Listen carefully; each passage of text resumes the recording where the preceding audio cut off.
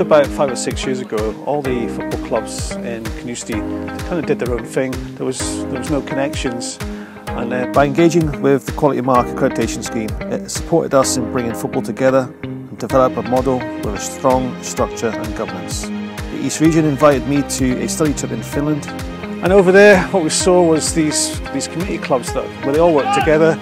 They all had the same strips on it, the same badges on, and they were all as one family, one football family, which I thought was fantastic.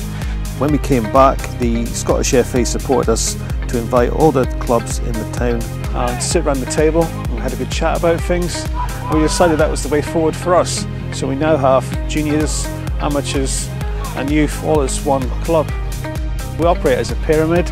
We've got the Fund 4s at the bottom, we come through the youth sections. The boys then can go to the amateurs, and the best players get the opportunity to, as you see, play and train with the juniors. And that's the progression of the pathway that we put in place. Started at under 9s, Carnoustie Palmere Boys, only local club. Started there, went right through Boys Club and ended up going up to the Carnoustie YM Amateurs, and then ended up getting a move to the juniors just to start this year. But recently, obviously with the pathway, been involved with the YM, I was involved with the coaching as well, and under 19s obviously coming up to the amateur game, and now involved with the juniors. I've seen that happening there as well. A couple of young guys obviously training tonight as well, so yeah, no, it's good. There's plenty of opportunities. We had an all-service year that was run by Angus Council, and we did a community asset transfer. We raised the funds with the help of the Scottish FA and the Scottish Football Partnership Trust. And we've done the transfer. We now have ownership of the facility, and we've upgraded it to the latest 3G.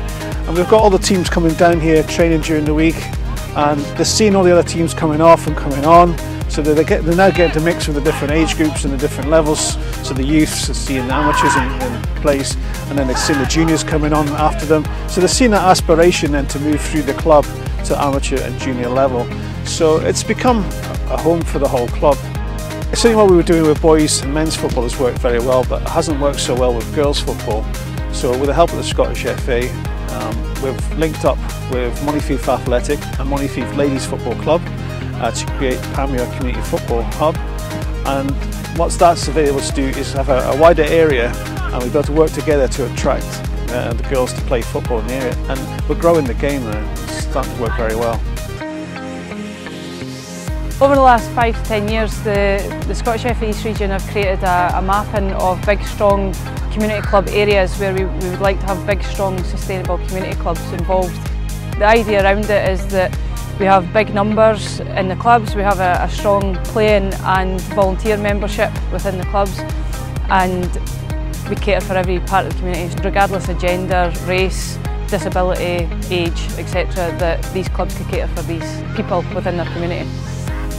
The partners that we work with, it helps us to have a more strategic plan for the region for football, and the partners have completely bought into that. So Active Schools over the last few years have been absolutely amazing with supporting us for that, and helping us link to their local community club, which ensures that kids within the schools are able to link into their local community club, or adults or parents.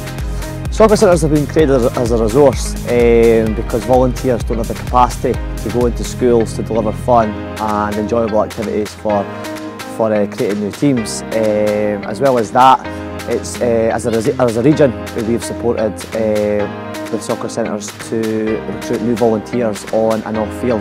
The volunteers that were involved all have full-time jobs, and so therefore we're not able to go into the schools during the day. So SFA have been able to support with that, and it's really been invaluable to getting our numbers up.